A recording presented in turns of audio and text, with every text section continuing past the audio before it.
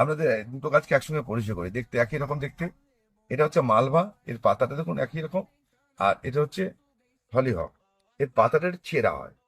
একদম কাছাকাছি না তাহলে বুঝতে পারবেন দুটো গাছ হ্যাঁ, একই রকম। একটু ফারাক আছে। এবার দেখুন হরিহকের ফুল দেখুন, ডবল বলে, এটাকে ডবল থোকা বলা হয়।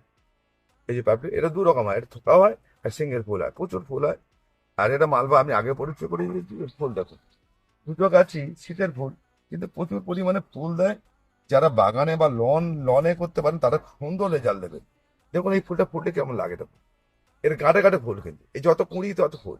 এই যে কুঁড়ি, এই যে দেখুন, এর ফুল পড়া শুরু হলে অসাধারণ লাগে। দেখুন গাছটা ঘুরিয়ে দেখাচ্ছি।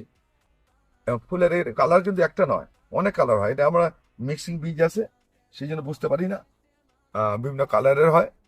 এটা থোকা বা এটা ডবল বলা হয়, থোকাও বলা হয়, ডবল বলা হয়। আর এটা মালভা। দেখুন ফুলগুলো,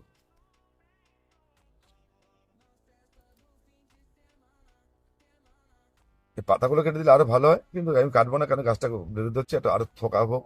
তবে এইরকম গাছ যদি আমরা করতে পারেন, আপনার বাগান কিন্তু আলো হয়ে থাকবে এবং লনে অসাধারণ হয়। যাদের ভালো জায়গা আছে, বেশি জায়গা আছে, হ্যাঁ, এই গাছটা কিন্তু একটা বলে দিচ্ছি, এটা কিন্তু একটা পোকার উপদ্রব বেশি হয়, জাবা পোকা বা এই ধরনের পোকা, এটা উপদ্রব বেশি হয়। এটা বিষ তেল দিয়ে রাখতে হবে, কীটনাশক দিয়ে রাখতে হবে। মনে রাখবেন, আপনার এই ধরনের গাছ আগামী বছর যদি পেতে চান যোগাযোগ করবেন। আমরা এই ধরনের গাছ দিয়ে এবার দিয়েছি, আরো